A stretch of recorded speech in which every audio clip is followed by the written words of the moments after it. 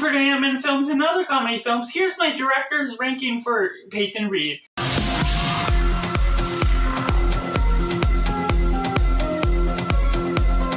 Welcome to Cinema, where we focus on the film, and today, yes, I'm ranking all 9 Peyton Reed films from my least favorite to my favorite. He's directed all 3 Antman films, as well as some other comedy films along the way. So I'd love to know your take on Peyton Reed as a director, whether you've only seen the Antman films, or if you've seen some of his other comedy films, knowing how to rank them, and I'd love to know your opinion on the director and the films down in comments below.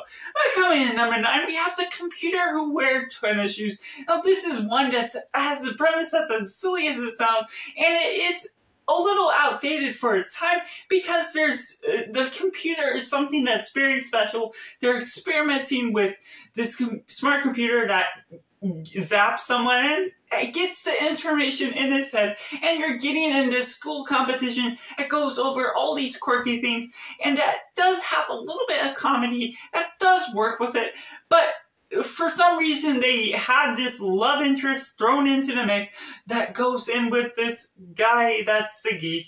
and overall it feels a little off-centered because of what they're doing with throwing in all of these different ideas with the love interest as well. And coming in number 8, we have The Love Bug. Now this is a Herbie remake that was fun for what it was going for, but overall some of the stakes are lowered when they raise the ideas of what the villain is, how quirky they are going for, and ultimately they're also going in being able to solve the situations and problems that go against the villain in such an easy way that it just ultimately ruins what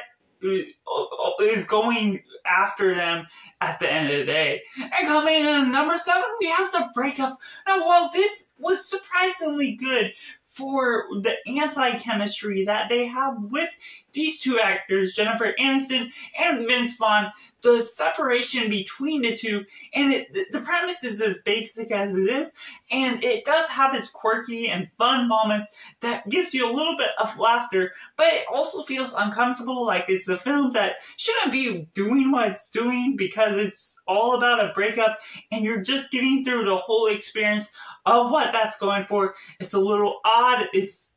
good for what it's going for, but at the end of the day, it's a little weird, but still good in some ways. And coming in at number 6, we have Bring It On. Now this was one I was not expecting to see. A cheerleading competition that goes over these different antics that overall is going over these fun energy levels that you're getting this underdog type of team that you find out it was copying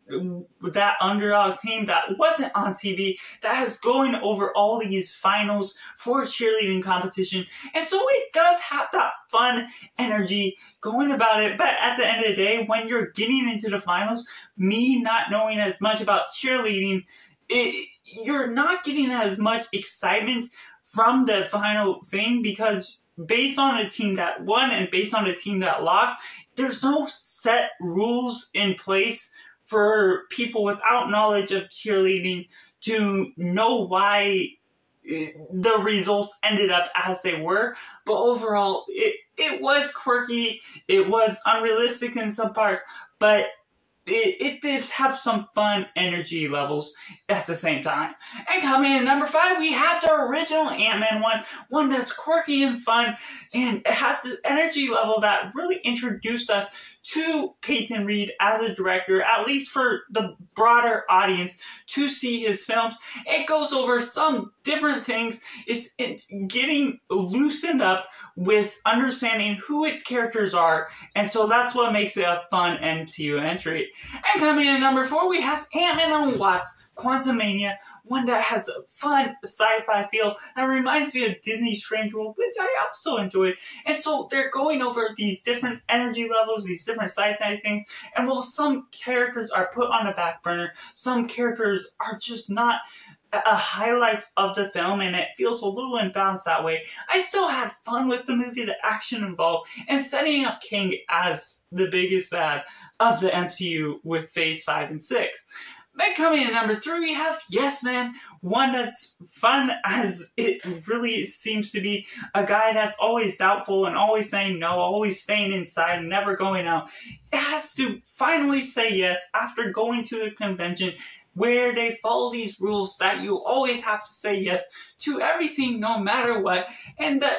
quirks and stakes that goes along the way. Jim Carrey giving off such a great performance and perfect for the role that the idea of this movie existing is going for. Just works so well. It has some little things that just are a little odd along the way, and at the end you're not really understanding what the reveal is supposed to entail, but not thinking too deep into it. It is a fun comedy that Jim Carrey really fits the role well for. And that leaves on number 2, Antman and the Wasp. Oh, I always really enjoyed this, just a slight bit more than the original Ant-Man film, having some energy that the characters are loosened up, they understand each other a little bit more in their own roles, and you're getting a little bit more from each of the characters and a little bit of emotional resonance with the rescue of Janet,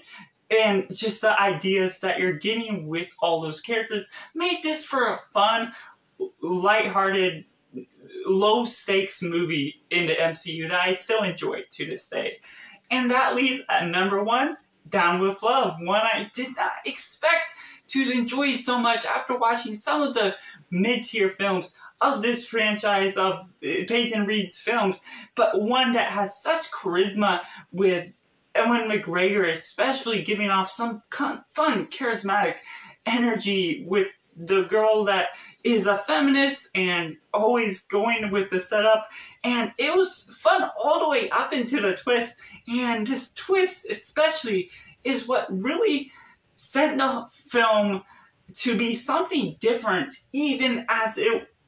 it wasn't different already for what it was going for. And there was a little bit of another twist after that that I just did not see coming. The way they're going about the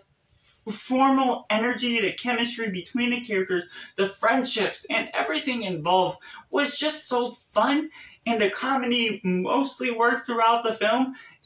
but the relationship all throughout in general made this for the number 1 Peyton Reed film that I watched. So that's just all 9 Peyton Reed directors' films that I watched from least favorite to favorite, and I'd love to know your ranking in the comments, or however many films you have seen. If this video has helped open you up to new films, let me know down in the comments below, and be sure to check out more videos on End Screen Now.